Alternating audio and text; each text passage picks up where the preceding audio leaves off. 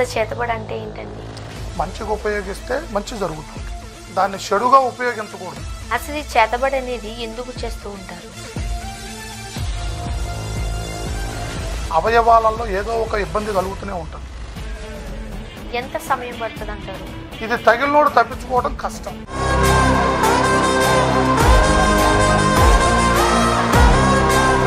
చేతబడి అని ఎవరికి చేయొచ్చు? ధర్మం కోసం నడవడి చేయటమే మన భగవంతుడు ఇచ్చిన వరం. ఎలాంటి చేతబడినైనా మీరు 9 రోజుల్లో తీసేస్తారు. నిజమైంది అయితేనే.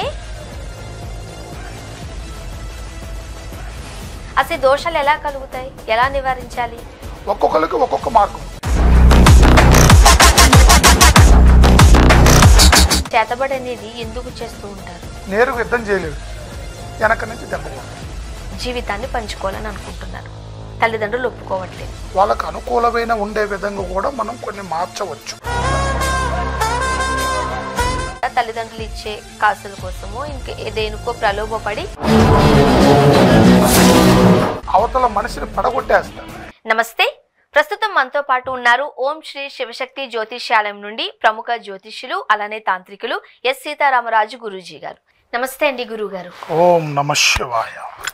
గురుగారు, మనము ఈ మంత్రాలకు సంబంధించి తంత్రాలకు సంబంధించి మాట్లాడేటప్పుడు చేతబడి అనే మాట చాలా మంది వినే ఉంటారు.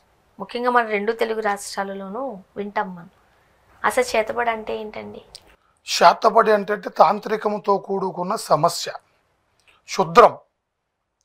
దాంట్లో అఘోరాకాళి బంధన చేసి కొంతమంది శాతబడి విద్యలు నేర్చుకొని ఎదుటి వాళ్ళ మనసుల్ని చాలా వరకు ఇబ్బంది పెట్టే మనుషులు చాలా తయారయ్యారు. మంచిగా ఉపయోగిస్తే మంచి జరుగుతుంది. చేతబడి వల్ల మంచి ఉంటుందా? శాతబడిలోనే మంచి ఉంది, దాన్ని చెడుగా ఉపయోగించకూడదు. చెడుగా కొంతమంది దృష్టితో చూసే మనిషి, ఎదగనేకుండా చేసే మనిషి శాతాలానికి దగ్గరగా ఉంటాడు. ఒక మనిషి ఎదుటి వాడిని నష్టపరచాలి, వాడిని బాగు చేయకూడదు, వాడు నా కింద ఉండాలి, వాడిని ఎదగనీయకూడదు, వాళ్ళ కుటుంబాలని అన్ని విధాలుగా భంగం చేయాలని కొంతమంది శుద్రంతో ప్రయోగించి ఇశ్వకన్ను సూపుతోని మనసుల మీద చాతాళం చేస్తూ ఉంటారు. ఆ చాతాల ప్రభావం వల్ల ఆ కుటుంబం అన్ని విధాలుగా నష్టపోతుంది. ఆరోగ్యరీత్యా, కుటుంబ రీత్యా, చేసే పని రీత్యా మానసికమైన ఒత్తిడికి గురైపోయి కొంతమంది ఆరోగ్యానికే దెబ్బతినే లేవలేని పరిస్థితులలో కూడా బాధపడుతూ ఉంటారు. అలాంటిదే శాతబడి సమస్య అంటారు. ఆ శాతబడి వల్ల ప్రతి మనిషి అనేవాడు చాలా ఇబ్బందులు పాలవుతుంటాడు. అదే ఆ విద్య నేర్చుకున్న వాళ్ళు మంచిగా ఉపయోగించేటట్టుకైతే అన్ని విధాలుగా బాగుండేది. అసలు ఈ చేతబడి అనేది ఎందుకు చేస్తూ ఉంటారు? సూపుతో తల్లి, వాటికి సంబంధించిన సూప్ అనేది వాళ్ళు కుటుంబంలోనే, ఇది వాస్తవానికి ఇది ఎక్కువ దగ్గరలోనే ఉంటుందన్నమాట. రక్త సంబంధంలోనే, కొంతమంది చెడు సూపులలోనే, చేసే పనిలో కానీ కొంతమంది ఎదగకూడదు. వాడిని ఏ రకంగా అయినా కానీ కుంగదీయాలి. నేరుగా యుద్ధం చేయలేడు, వెనక నుంచి దెబ్బ కొడతాడు. అలా దెబ్బ కొట్టి అది మంచి సంబంధించిన కొంతమంది వస్తువుల మనుషులతో సంప్రదించి వాళ్ళ ద్వారాగా చేతబడి ప్రయోగం చేస్తుంటారు. ఆ చేతబడి ప్రయోగం వల్ల చాలామంది ఇబ్బంది పడుతూ ఉన్న వాళ్ళని చాలామందిని చూశాను. అలాగ సమస్య నుంచి బయటపడేశాను. అలాంటి బాధలు పడేవాళ్ళు ఈ చేతబడి సమస్య వల్ల చాలా రకాలుగా చాలా విధాలుగా చేసిన వాళ్ళు ఉంటారు. ఇది వాస్తవమైన సబ్జెక్టు. ఈ చేతబడికి సంబంధించిన విషయంలో చాలా తాంత్రికం ఉంది. ఇప్పుడు ఈ చేతబడి అనేది ఎవరికి చేయొచ్చు? చేతబడి అనేది ఇది ఎవరికి చేయొచ్చు అని అంటే కుటుంబం మొత్తానికి చేస్తారు, ఒక్క మనిషికే చేస్తారు. వాళ్ళ సూపు ప్రభావం, వారి కనుసూపు ఎంతవరకు భంగం చేయాలనుకుంటుందో అంతవరకు భంగం చేస్తారు. ఆ శుద్రానికి సంబంధించి భార్యాభర్తల విషయంలో చికాకు పెట్టవచ్చు. ఎదుటివాడు భార్యను గుంజుకునే దానికి కూడా చేతబడి ఉపయోగపడుతుంది. అవతల మనిషిని పడగొట్టేస్తారు, పడగొట్టి అవతల మనిషిని వశపరుచుకునే మనుషులు చాలామంది కనబడుతూ ఉన్నారు. ఇప్పుడు ఇంతకుముందు మన ఎపిసోడ్స్లో ఈ వశీకరణ గురించి మాట్లాడుకున్నాం కదా. అవును. సో వశీకరణ చేస్తే సరిపోతుంది కదా, మేబీ దాని యొక్క ప్రభావం కాస్త తక్కువ ఉంటుందేమో చేతబడి కన్నా అనేది అనిపిస్తుంది. చేతబడి దాకా ఎందుకు వెళ్తారు? శాతపడి దాకా ఎందుకు వెళ్తారంటే అతన్ని ఎటు తిరిగి భంగం చేయాలి, అడ్డు లేకోకుండా చూసుకోవాలి. అంటే ఇప్పుడు అవతల మనిషి ఉపయోగపడకూడదు, అసలు దేనికి ఆలోచించకూడదు. అతని స్థితిని అన్ని రకాలుగా కుంగతీయాలి. ధన నష్టం కానీ, ఆరోగ్య నష్టం కానీ, అతను ఏ రకంగా మనకు మాట్లాడకుండా చేసేదే చేతబడి. ఓకే. అలాంటి శుద్ధం వల్ల మనిషి ఏమైపోతాడంటే అన్ని రకాలుగా మానసికంగా కుంగిపోయి అతని మీద అతనికి జోలి వెళ్ళిపోతుంది. అతని మీద ఆశ ఉండదు, ఆలోచన ఉండదు, దేన్ని ప్రేమించలేడు. చేతబడి శుద్ధం కలిగిన మనిషి దేన్ని ప్రేమించలేకోకుండా మానసికానికి ఒత్తిడికి గురైపోయి అతనంతటా అతడే ఏదో చేసుకోవాలన్న పరిస్థితిలోకి వెళ్ళిపోతాడు. ఇప్పుడు సాధారణంగా చేతబడి అంటే ఏంటి, ఎలా చేస్తారు అనేది మనం సినిమాలు టీవీలో చూస్తే నేర్చుకుంటూ ఉంటాం. చాలా వియర్డ్గా బిహేవ్ చేస్తూ ఉంటారు, గాల్లోంచి లేస్తున్నట్టు ఉంటారు, ఇబ్బందికరమైన పరిస్థితులను ఎదుర్కొంటూ ఉంటారు. ఎండ్ ఆఫ్ ది డే వాళ్ళు చనిపోయినట్లుగా మనం చూస్తూ ఉంటాం. బట్ ఇది నిజమా? చేతబడి ద్వారా ఒక మనిషిని చంపేయచ్చా? ఖచ్చితంగా తల్లి, అలాంటివి జరుగుతూనే ఉన్నాయి. అంతకుముందు జరిగినవి కూడా మన చాలా వరకు చూసిన వాళ్ళం కూడా మేము ఉన్నాం. ఇప్పుడు ఒక వ్యక్తి మీద చేతబడి అనేది ప్రయోగింపబడింది అని ఎలా తెలుసుకోవచ్చు? ఎదుటివాడు శాతబడికి గురైన ప్రతి ఏ మనిషి అయినా సరే అతనిలో ఉండవలసిన స్థితి మొత్తానికి దెబ్బతినేస్తుంది. ఆరోగ్యం అనేది ఎన్ని మందులు మింగినా ఒంటికి పట్టదు. అవయవాలలో ఏదో ఒక ఇబ్బంది కలుగుతూనే ఉంటుంది. మనిషి ఏ పని చేసినా కానీ స్థితిలో ఉండడు. అతను ఏ బిజినెస్ చేసినా ఎదగదు. కుటుంబంలో ఏ పని కరెక్ట్గా ఉండదు. ఆ మనిషిలో ఉండవలసిన ఆరోగ్యమైన ఇబ్బంది బాగా పడిపోతుంది. అంటే ఇప్పుడు చేతబడి చేయబడిన వ్యక్తికి ముఖ్యంగా ప్రభావం చూపించేది ఆరోగ్యం పైన. ఆరోగ్యం అనేది అన్ని రకాలుగా ఇబ్బంది పడుతుంది. ఆ చేతబడే ప్రయోగంతో ఎక్కడెక్కడైతే ఇబ్బంది కలిగించే విధంగా చేస్తారో ఆ ఇబ్బంది అతన్ని నానా విధాలుగా ఇబ్బంది పెడుతుంది. ఇంకా ఆరోగ్యం సరిగ్గా లేనప్పుడు ఏం పని చేయగలుగుతారు? అంతేగా, ముందు మనిషి చేతబడి చేసేవాడే ఆరోగ్యం మీద చేస్తాడు. ఆరోగ్యపరమైన ఇబ్బంది కలగటానికి ప్లస్ రెండోది అతను ఏ స్థితిలో కూడా నడవడి కాలేడు. ఏది ఆలోచన టాక్ ఉండదు అతని మనసు. అతని మాట ఏందో లాస్ట్కి అతని మీద అతనికే చాలా ఇబ్బంది అనిపించి ఏదో చేసుకోవాలన్న ఫీలింగ్లు వచ్చేస్తాయి. అంటే మనిషి కంప్లీట్ గా మారిపోతారు. ఆరోగ్యం మారిపోతుంది, మానసిక స్థితి మారిపోద్ది. అతని స్థితిగతులు అనుకూలంగా ఉండవు. మీద చిన్న పిల్లల కానీ జరిగిన వాళ్ళు చాలా మందిని చూసాం మేము. మీద పెళ్ళి అయ్యే పిల్లలు కానీ, పెళ్లి కాకుండా ఉన్న పిల్లలు కానీ, కొంతమందిని కుటుంబాన్ని భంగం చేయడానికి కొన్ని రకాలుగా చాలా రకాలుగా చూసాం మేము.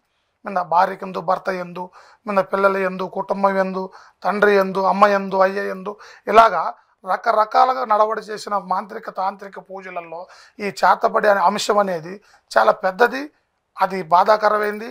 అలాగ గురయ్యే ప్రతి ఒక్కరు ఎవరైనా సరే మనల్ని సంప్రదిస్తే 9 రోజులలో పరిష్కారం చేయగలుగుతాం. ఇప్పుడు కొన్ని సందర్భాలలో కొన్ని విషయాలు మనం డైరెక్ట్ గా కూడా మాట్లాడలేం, అత్యంత బాధాకరమైన విషయాలు. దాంట్లో ఈ చేతబడి కూడా ఒకటి. అందుకోసం కొన్ని ప్రశ్నలు కూడా మనం మాట్లాడుకోవట్లేదు. బట్ ఎవరికైనా అనుమానం ఉన్నట్లయితే మిమ్మల్ని సంప్రదిస్తే చక్కటి పరిష్కార మార్గాలు అయితే అందిస్తారు. ఖచ్చితంగా ఈ సమస్యలతో గురయ్యే ఏ మనిషి అయినా సరే, ఏ పురుషుడైనా, ఏ స్త్రీ అయినా, బిడ్డలైనా, అమ్మలైనా, అయ్యలైనా, ఎవరైనా సరే ఈ సమస్యకు గురయ్యి బాధపడుతూ మానసికానికి బాధలతో ఇబ్బందులు పడుతున్న ఏ మనిషి అయినా మనకి దగ్గరికి రాలేని పరిస్థితులలో ఉన్న వాళ్ళ ఫోటో ద్వారాగా వాళ్ళని గమనించి వాళ్ళకు ఉన్నదా లేదా, ఆ సమస్య దానికి గురవుతున్నారా లేదా అనని గమనించి చూసి వాళ్ళకు అలాంటి చేతబడితో బాధపడే ప్రతి మనిషి 9 రోజులలో పరిష్కారం చేసేస్తా. ఇప్పుడు దీనికి ఏమైనా ఏజ్ ఉంటుందండి? కొంతమంది చూడండి చిన్నపిల్లలు ఉంటారు, చిన్నపిల్లల మీద కూడా చేతబడి చేశారు అంటూ ఉంటారు. అవును, నిజమా అది? నిజమే తల్లి. కొంతమంది చిన్నపిల్లల కాడి నుంచి, పెద్దవాళ్ళ కాడి నుంచి, ఇలాగ చాలా మంది నేను టీక్ చేశాను. ఏజ్తో సంబంధం లేదు, చూపుతోనే సంబంధం. అవతల వాడు చేసే ప్రభావాన్ని బట్టి అందరూ గురవుతారు. కుటుంబం మొత్తం సఫర్ అవుతుంది. ఇల్లు మొత్తానికి చుట్టకపోతుంది. ఆ మనుషులకి ఏ విధమైన మనశ్శాంతి లేకోకుండా అవకతూకలు పడుతూ ఉంటారు.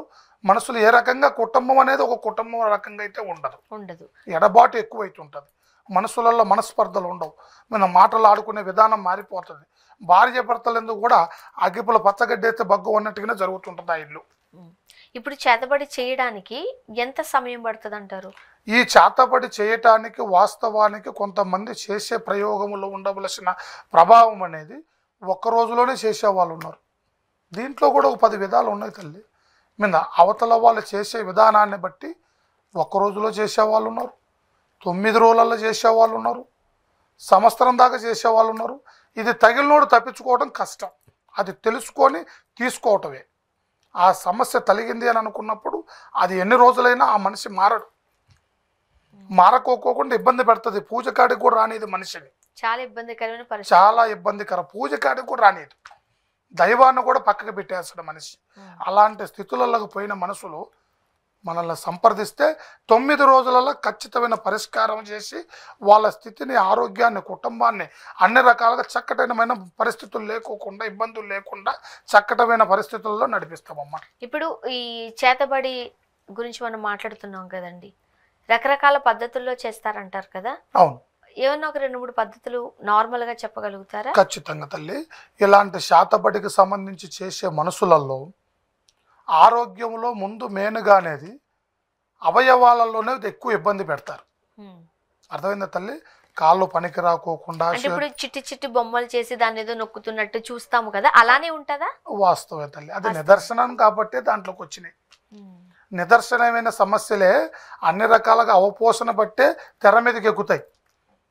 ఏదైనా నడవడి చేసే మనుషులను బట్టి, చూసేదాన్ని బట్టే ఆ నడవడి.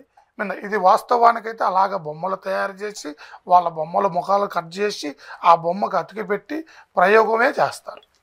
ఇదంతా నిజమైతే ఇదంతా వాస్తవం. అలాగ జరుగుతున్నాయి, మేము చూసాము. వాటిని ఎన్నిటితో తీసేస్తారు కూడా. ఇక్కడ మనకున్న మంచి ఆన్సర్ ఏంటి అంటే, ఎలాంటి చేతబడినైనా మీరు 9 రోజుల్లో తీసేస్తారు. ఎలా తీస్తారు? అది ఏ మనిషికైనా ఈ సమస్యతో గురవుతున్న మనిషిని మన దగ్గరకు వచ్చినా తీసేస్తాను. లేదు దూరం ఉన్నాం, మేము రాలేని పరిస్థితి ఉన్నా పూజ ద్వారాగా మంత్రబంధన చేసి అష్టదిర్బంధన చేస్తాను. అష్టదిర్బంధన చేసి ఆ మనిషిలో ఉండవలసిన పంచభూతాలకు బలము తెరిపించి అనుకూలమైన స్థితులతోని మంత్రబంధనతో ఓమకట్టు గట్టి మంత్రబంధన చేసి వాటికి ఉండవలసిన సమస్యని అన్ని రకాలుగా తీసేసి వాటిని కట్టుబంధన చేసి వాళ్ళ ఒంట్లో ఉన్న మంత్రాలన్నింటినీ కాల్చేస్తాను. ఇప్పుడు చేతబడి చేయడానికి ఒక రోజు టైం పట్టచ్చు, కొన్ని రోజులు టైం పట్టచ్చు అని చెప్తున్నారు కదా. మరి తీయడానికి ఎన్ని రోజులు పడుతుంది?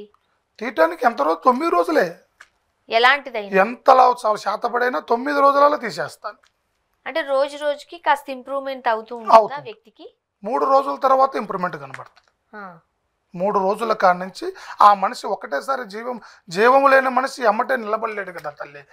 అతనిలో ఉండవలసిన బాధ 3 రోజుల కాడి నుంచి మొదలవుతుంది. తీరటం అనేది 3 రోజుల కాడి నుంచి మనకు తెలిసిపోతుంది. ఇప్పుడు కొంతమంది ఉంటారు, మీరు అన్నట్టు ఆయా ప్రదేశాలకి రారు, మిమ్మల్ని డైరెక్ట్ గా కలవరు, ఓన్లీ ఫోటో త్రూ మాత్రమే. ఇవన్నీ ఎలా సాధ్యమవుతాయి? అవుతాయి తల్లి. ఫోటోలో ఉన్నదే కదా మనిషి, మనం నమ్మాలంతే. ఫోటోలో నమ్మకమే. మనిషి నమ్మాలే కాదు, ఖచ్చితంగా నమ్మాలి. ఇప్పుడు తాయితలు కట్టడానికి మనిషి శరీరం కావాలి, మరి ఎట్లా కడతారు? ఇది తాయిత కాదుగా, పూజ మంత్రం ద్వారా. చేతబడి అనేది తాయితకు వంగదు కదమ్మా, ఓన్లీ మంత్రం ద్వారాగానే. మంత్రం, తాంత్రికం, యంత్రం వీటికి సంబంధించిన బంధన ఏటివే. అవతల ఉండవలసిన మనిషి ఫోటో మనిషి ఒకటే.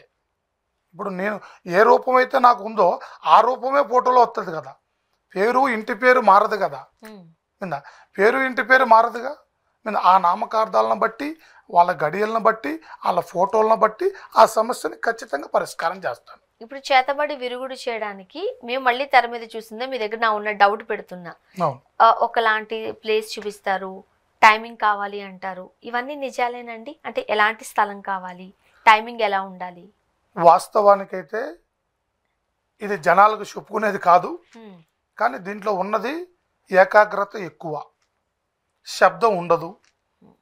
అన్ని రకాలుగా ప్రశాంతమైన కొండలు, అడవులు, వాగులు, వంకలు ఇలాంటి ప్రదేశాలలోనే ఇలాంటి కార్యక్రమాలు జరుగుతాయి. విరుగుడు చేయాలంటే అదే కదా. ఇప్పుడు మంత్ర జపం చేస్తూ ఉన్నప్పుడు నిశ్శబ్దమే ముఖ్యం. మంత్రంలో కూర్చున్నప్పుడు దానికి ప్రశాంతతే అవసరం. అంటే ఇప్పుడు గ్రేవ్ యార్డ్స్ లో, శ్మశానాల్లో చేస్తారంటారు కదా. వాస్తవానికైతే నేను శ్మశానాలలో చేయనమ్మా, చేయరు. వాస్తవానికి నదులు, సముద్రాలు, అడవులు, ఇట్లా దైవ కార్యాలు ఎక్కడైతే నడుస్తూ ఉంటాయో వాటికి సంబంధించి మాట్లాడుకొని అక్కడ మనకు సంబంధించిన కొన్ని స్థానాలు ఉన్నాయి, వాటిని బట్టి నడవడి చేసుకుంటూ పోతూ ఉంటాను. అది కపాల పూజ మనం చేయరు. ఓకే. అంటే ఇవి మాత్రం కొన్ని ఒక రకంగా చెప్పాలంటే మిత్తే, మనం తెర మీద చూసేవి కాస్త ఎందువల్లంటే తల్లి, కపాల పూజ దాంట్లోకి పోయి చేసే అంత శక్తిని మనం ఉపయోగించుకోవాల్సిన అవసరం లేదు. అంతకు మించిన బలమైన శక్తులే మన దగ్గర ఉన్నాయి. ఆడకి పోయి కూర్చొని గుంజాల్సిన అవసరం వచ్చింది. మనం ఇక్కడి నుంచైనా గుంజొచ్చుగా. వాస్తవానికి మనిషి అక్కడికి పోయే చేయాల్సిన అవసరం లేదు. మనం ఇక్కడి నుంచైనా దైవ కార్యంలో కూర్చొని ఏటొడ్డమ్మట కూర్చొనైనా సరే, వాగు ఒడ్డమ్మట కూర్చొనైనా సరే, నదులమ్మట కూర్చొనైనా సరే, పుణ్యస్థలాలలో కూర్చొని చేస్తే అవలేలుగా పనులు అవుతాయి. దైవశక్తిని నమ్ముకుంటే మనం దైవశక్తితోని ఆ కాళీమాత, ఆ అమ్మ మహాతల్లి ఆ శంకరయ్య గారి అనుగ్రహంతోని అన్ని విధాలుగా అంతగా మించిన బలాన్ని మనకు సమకూర్చి వాళ్ళ నడవడి చేయమన్నప్పుడు మనం అన్ని విధాలుగా పుణ్యస్థలాలలో కూర్చొని వాటికి సంబంధించిన విరుగుడు చేస్తూ ఉంటామమ్మా. సో ఒకవేళ ఎటువంటి ఇబ్బందికరమైన పరిస్థితులు ఉన్నప్పటికీ కూడా మిమ్మల్ని సంప్రదిస్తే చాలు, 9 రోజుల్లో మీరు దానికి విరుగుడుని ఇచ్చేస్తారు. ఖచ్చితంగా చేస్తాను. ఇప్పుడు ఒక 2 చిక్కుముళ్ళు ఉన్నాయి. ఒకటే దగ్గర మనం 2 ఇష్యూస్ని చూడొచ్చు. కొంతమంది నిజంగానే ప్రేమించుకుంటారు, వాళ్ళ ప్రేమలో న్యాయం ఉంటుంది. ఇప్పుడు ప్రతి మనిషి ఇంకొకరిని ప్రేమించే హక్కును కలిగి ఉన్నారు, కలిసి జీవించాలనే హక్కు కూడా మన దగ్గర ఉండింది. అది తల్లిదండ్రులకు ఒప్పుకోకపోవచ్చు. అంటే ఇక్కడ 2 కోణాలు ఉన్నాయి. ఒకటి, ప్రేమికుల దగ్గరికి వెళ్దాం. అంటే లవర్స్ ఒకరినొకరు ఇష్టపడుతున్నారు, నిజంగానే పెళ్లి చేసుకుందాం అనుకుంటున్నారు, జీవితాన్ని పంచుకోవాలని అనుకుంటున్నారు, తల్లిదండ్రులు ఒప్పుకోవట్లేదు, పరిస్థితి ఏంటి? వాస్తవానికైతే తల్లి, ఇలాంటి సమస్యలతో చాలామంది బాధపడుతూ ఉన్నారు, ఇబ్బంది పడుతూ ఉన్నారు. పిల్లలు వాస్తవానికి వాళ్ళు పెద్దవాళ్ళు అయిపోయినాక ఎక్కువ ఇప్పుడు అనేది ప్రేమ అనేది చాలా పెద్దగా నడుస్తూ ఉన్న వ్యవస్థ. ఈ వ్యవస్థలో వాస్తవానికైతే చాలామంది ఇద్దరిని అటు తల్లిదండ్రులని ఇటు తల్లిదండ్రుల్ని ఒప్పించి చేసుకోవాలనుకునే ప్రేమికులు చాలామంది ఉన్నారు. అలాగ చేసుకుంటామంటే కుదరకోకోకుండా ఇబ్బందులు పడుతూ వాళ్ళకి వాళ్ళ స్థితిగతులు కలవలేక కొంతమంది, వాళ్ళ అనుకూలమైన మనస్థితి కలవలేక కొంతమంది, వీళ్ళిద్దరే చేసుకోవాలన్న ఆలోచన దాకా పోయే వాళ్ళు కొంతమంది కూడా ఉన్నారు. వాళ్ళ విషయాలలో ఎవరైతే ఇబ్బందులు పడుతూ ఉన్నారో అలాంటి సమస్య గురించి మానసికంగా ఒత్తిడి పడుతూ ఒక్క మనిషి ఇంట్లో ఒప్పుకోకుండా అలాగ ఇబ్బంది పెడుతూ ఉన్న ప్రతి మనిషి ఎవరైనా సరే వాళ్ళ కుటుంబాన్ని ఒప్పించే విధంగా కూడా మనం సరి చేయొచ్చు. ఎందుకంటే అటు ఇటు కలిస్తేనే, 2 చేతులు కలిస్తేనే సప్పెట్టి ఒక్క సైజుకి కొట్టుకుంటే సప్పెట్లు అవ్వవు. అలాగ మన చేసే నిజాయితీ అనేది అటు ఒప్పించి చేసుకోవటమే గొప్ప నిజాయితీ అయిన ప్రేమ. ఒప్పుకోకుండా చేసుకునే వాళ్ళు చాలామంది ఉన్నారు. అలా ఒప్పుకునే విధంగా, వాళ్ళ స్థితిగతులు బాగుండే విధంగా, వాళ్ళకు అనుకూలమైన ఉండే విధంగా కూడా మనం కొన్ని మార్చవచ్చు. అలా మార్చిన వాళ్ళు కూడా చాలామంది నడవడవుతారు. వాళ్ళ జీవితాలు కూడా సక్రమంగా నడిచేవి కూడా కొన్ని ఉన్నాయి. ఓకే, అర్థమైందా తల్లి? అలా మార్చడానికి మన దగ్గర అనుకూలమైన పనులు కొన్ని ఉన్నాయి తల్లి. అంటే ఇప్పుడు మనం మాట్లాడుకునే సబ్జెక్టు కాస్త మంచిగా ఉండే దాని గురించి మాట్లాడుతున్నాం, సరైన మార్గం గురించి మాట్లాడుతున్నాం. ఎంత చెప్పినా తల్లిదండ్రులకి కులవను, మతవను, ఆర్థిక పరిస్థితులను ఇలా రకరకాల కారణాలు చూపిస్తూ ఉంటారు కదా. అవునమ్మా. ఏం చేయాలంటారు? వాళ్ళకి ఇప్పుడు వాస్తవానికైతే మానవ జన్మలో సమస్త జీవులలో కలిపి ఎవరిని తాకేదైనా, ఏ జాతిని తాకేదైనా గాలి నీరు అయ్యే మనం జీవించేది. ఆ గాలి పీల్చకపోతే జీవి లేదు, నీరు తాకకపోతే జీవం లేదు. సమస్తం భూమి మీద నుంచే నడుస్తూ ఉన్నాయి. ఎవరైనా కానీ ఏ రకమైన నడవళ్ళైనా, ఏ జాతి అయినా, ఏ మంచి అయినా అంతటా ఐక్యత జీవితంతో నడిచేదే మానవ జన్మ. ఈ మానవ జన్మలో ఇలాంటి అవాంతరాలు, కొన్ని ఇబ్బందులు, సమస్యలు జరుగుతుంటే వాళ్ళకు అనుకూలమైన దిశలో నడిచేటట్టుగా ఆ మనసులలో నిజాయితీ అయిన ప్రేమ కలిగితే మనం దాన్ని చక్కటైన మార్గం చేయొచ్చు. నిజాయితీ లేని దాన్ని మనం ఏం చేసినా వృధా ప్రయాస. వాళ్ళలో ఉండవలసిన నిజాయితీ ఆ జీవనానికి దారి పెడతాది. అర్థమైందా తల్లి? అలాంటి విధంగా మనం నడిపించే మార్గం చేయొచ్చు. వాళ్ళ నిజాయితీ అయిన బలం వాళ్ళలో ఉంటే మనల్ని సంప్రదించండి. వాళ్ళకి చక్కటి మార్గం చెప్పి వాళ్ళకి ఏ విధంగా పోతే బాగుంటుంది, ఎలా నడవడి చేస్తే బాగుంటుంది, వాళ్ళ పెద్దవాళ్ళ నుంచి నిర్ణయాలు ఎలా మంచిగా అయితే బాగుంటుంది అనేది మనం సలహా ఇచ్చి వాటి మార్గ ప్రదేశం మనం చేయొచ్చమ్మా. ఇప్పుడు మనం తల్లిదండ్రుల దగ్గరకు వద్దాం. తల్లిదండ్రులు అంటే ఇప్పుడు కులాలు, జాతులు, ఆర్థికం ఇవి పక్కన పెట్టేద్దాం. వాస్తవం పక్కన పెడితే నిజంగానే ఈ అబ్బాయితో అయితే అంటే అబ్బాయిలు కూడా చెడ్డవాళ్ళు ఉండొచ్చు, లేకపోతే ఈ అమ్మాయి అయితే మన కుటుంబానికి సరిపడదు అని ఇటువైపు వాళ్ళు అనుకుని ఉండొచ్చు. ఆ సంబంధం వద్దు అని అనుకున్నారే అనుకోండి, వాటి నుంచి కూడా మనం వాళ్ళని విడిపించొచ్చా? ఖచ్చితంగా విముక్తి చేయొచ్చు. ఎందుకంటే వాళ్ళలో నచ్చలేని స్థితి, పరిస్థితులు అనుకూలం లేని స్థితి, వాళ్ళు నిజాయితీ అనేది ధర్మం అనేది వాళ్ళకి అర్థమైపోతూనే ఉంటుంది ప్రతి తల్లిదండ్రికి. ఎందుకంటే తల్లిదండ్రి నవమాసాలు మోసి పెంచిన ఏ జీవినైనా ప్రేమగా సాదుకుంటూ బంగారు భవిష్యత్తు చేయాలనే ప్రతి తల్లిదండ్రి కోరిక. కానీ అతికి మించిన సమస్యతో బాధపడుతూ వాడి ప్రవర్తన బాగలేక లేనిపోయిన వశీకరణలకు లోనైపోయబడే బాధలు, మీద లేనిపోయిన కావాలని గుంజుకునే ప్రేమలు, ఇలాంటి దుబ్బరమైన మనుషుల్ని కొన్ని ఇబ్బందులు పెట్టే వాళ్ళు కొంతమంది ఉన్నారు. కావాలని కొంత ఆశతో గుంజుకునే వాళ్ళు కొంతమంది ఉన్నారు. కొన్ని రకాలుగా మంత్రంతో గుంజుకునే వాళ్ళు కొంతమంది ఉన్నారు. కొన్ని రకాలుగా ఇబ్బంది పెడుతూ లాక్కునే వాళ్ళు కొంతమంది ఉన్నారు. అలాంటి వాళ్ళని ఖచ్చితంగా విముక్తి చేయొచ్చు మనం. ఎందుకంటే తల్లి, నిజమైన దాని గురించే ఇందాక మాట్లాడాం. ఇట్లా నిజము లేని దాని గురించి వాడు ఏదైనా చెడుతోని మార్గంతోని పాపల్ని కానీ బిడ్డల్ని కానీ అమ్మల్ని కానీ అయ్యలు కానీ వశీకరణ ద్వారాగా ఇబ్బందులు చేసి ఆ కుటుంబాన్ని గుంజుకొని దగ్గర పెట్టుకోవాలనుకుంటే వాళ్ళ నుంచి మనం బయటకు తీసేయచ్చు తల్లి. కానీ నిజంగానే ఇద్దరు ఒకరినొకరు ఇష్టపడ్డారు, బట్ తల్లిదండ్రులకి చాలా రిక్వైర్మెంట్స్ ఉన్నాయి, బట్ వీళ్ళ ప్రేమ ప్యూర్ స్వచ్ఛతతే, కానీ అప్పుడు ఎలా విడగొట్టేస్తారు? స్వచ్ఛతమైన దాన్ని మనం పరిశీలిస్తాం కదా, అది నిజాయితీ ఉంటే ముందే చెబుతాం. ఒకవేళ నిజాయితీ ఉంది తల్లి, వాళ్ళలో ఏ సమస్య లేదు, వాళ్ళకు అనుకూలంగా ఉందని మనం దాంట్లో అంజనం లేచినప్పుడే మంత్రం లేదు, తంత్రం లేదు, ఇబ్బంది లేదు. ఏ రకమైన ఇబ్బంది లేనప్పుడు వాళ్ళని అబ్జెక్షన్ చెప్పడం కరెక్ట్ కాదని అనేది మనం ముందే చెప్పేస్తాం. వాళ్ళ ఆలోచన ఏంటిది అనేది తెలుసుకుంటాం, వాళ్ళలో ఉండవలసిన లోతుపాతు తెలుసుకుంటాం, వాళ్ళ నిజాయితీ మార్గంలో ఉన్నారా అవమార్గంలో ఉన్నారా, అందువల్ల మనం ముందే దాన్ని గమనించి దాన్ని తెలుసుకున్నాకనే దాని మార్గం ఏంటిది అనేది కూడా మనం ముందే చెప్తాం. ఒకవేళ అది నిజమైంది అయితేనే మీరు చేస్తారు, కాదు అంటే మీరు ఎందుకంటే ఎదుటివాడికి కాని దానికి, అది అభిమానం లేని దానికి, నిజాయితీ లేని దాన్ని అయితే ఎడగొట్టగలుగుతాం.